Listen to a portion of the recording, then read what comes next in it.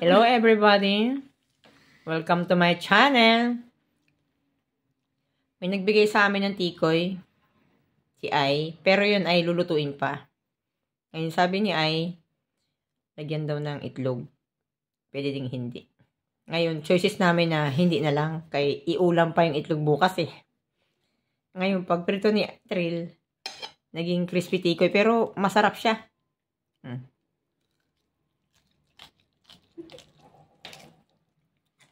Sarap.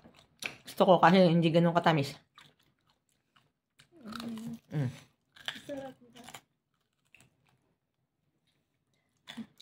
Bagay na bagay ito sa malalaki kong ngipin. Anyway, I'm Sha and this is Israel Hotel Housekeeper Channel.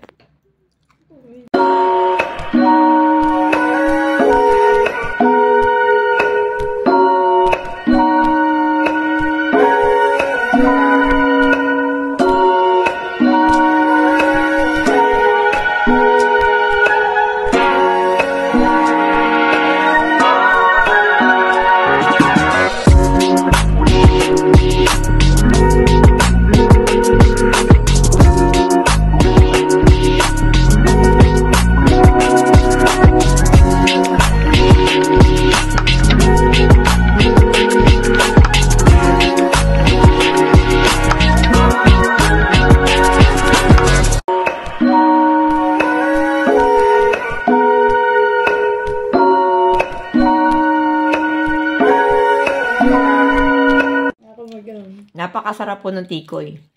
Pagkakaluto, crispy, tsaka pagkakagawa, hindi ganun katamis. Ngayon, paborito ko na siya. Tapos, samahan mo pa nitong bumubula. Yan, titikman ko. Pag tinambalan mo siya ng bumubula, para kang nasa isang mapakalaking celebration. Okay, please watch this. Ayan po. Ito ay galing kay Ai.